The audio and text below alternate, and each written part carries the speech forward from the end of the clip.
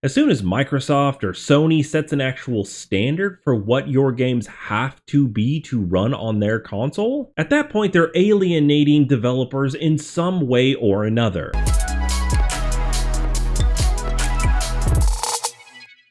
The current Xbox Series X is the most powerful console that exists as of right now. It's more powerful than the PlayStation when it comes to just like graphics and raw processing power. However, it feels like there's an endless debate about whether the Xbox and the PS5 is actually using their full potential. I did a video about my Xbox One X not too long ago. You can check that out right here. And in that video, I talk about how the Xbox One X can do almost everything that the new Series X itself can do. And I really feel like this debate boiled over with the release of Starfield back in September, when Bethesda said they were locking the game to only 30 frames a second. And there was a huge outcry about this of why is this game being locked? Why isn't it taking full advantage of the system that it is exclusively running on? Now, 4K gaming is actually not anything new, and it really started back in the Xbox One era. So like Red Dead 2, this game actually ran in 4K HDR, and this actually came out back in 2018. So now here it is essentially 6 years later. Why isn't every game running at 4K, 120 frames a second? And the honest answer, which I feel like is really not satisfactory, is that it comes down to the developers. I mean, what type of game are they actually making? Hey, if you guys didn't know, you can actually become a member of the channel now,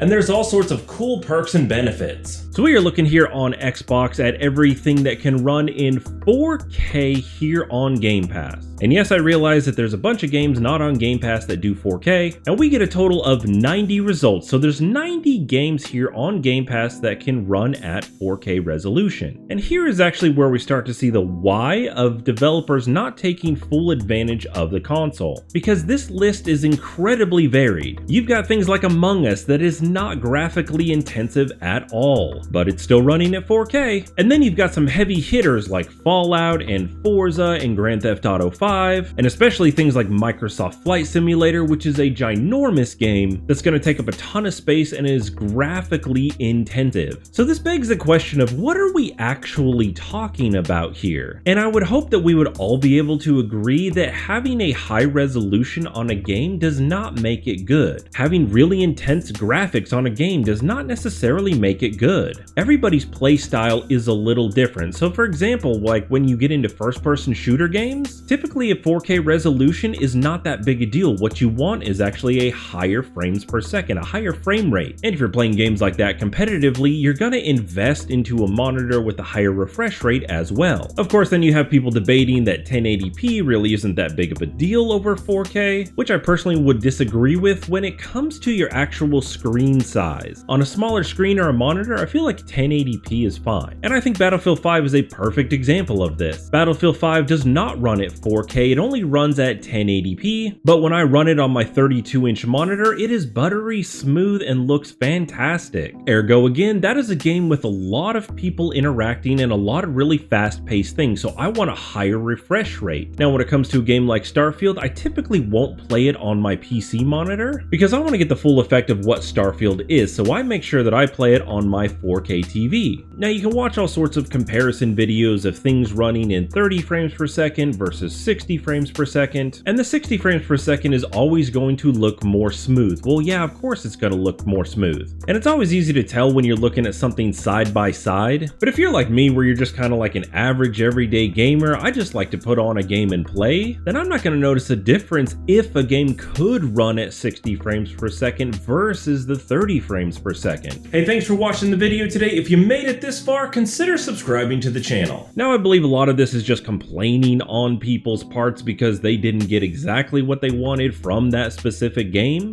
but I believe that there's also a solution to this, and that would be having different developed modes. So in other words, you have the option to go in and change your actual graphical settings to run at a higher frame rate, some sort of options in your game to get the experience that you want. And while that would be best for the player base, it probably wouldn't be the best for the developer base, and honestly probably not for Microsoft as well. As soon as Microsoft or Sony sets an actual standard for what your games have to be to run on their console, at that point they're alienating developers in some way or or another. Because imagine if Xbox required you as a developer to have games in 4K. Instead of having an option of 473 results for us as a player, we would have the option of only 90 games on Game Pass. And Microsoft is focused on giving the best value in video gaming right now. I think that we're just going to start naturally moving more towards 4K as that resolution becomes more and more the standard. But in order to keep the options open for me and you as players, Microsoft is going to continue to allow these developers, especially indie developers, access to things like Game Pass without requiring that they develop at a certain resolution or refresh rate, and that actually makes sense. So while not every game is going to use the full potential of the console, it doesn't necessarily have to in order to be a really good game. Hope you guys really enjoyed the video today. I couldn't figure out what to do with my hair, but I knew I wanted to wear my sweet new pink sunglasses. I've been John, by the way. This here is the Xbox Basement, and we will see you guys in the next one.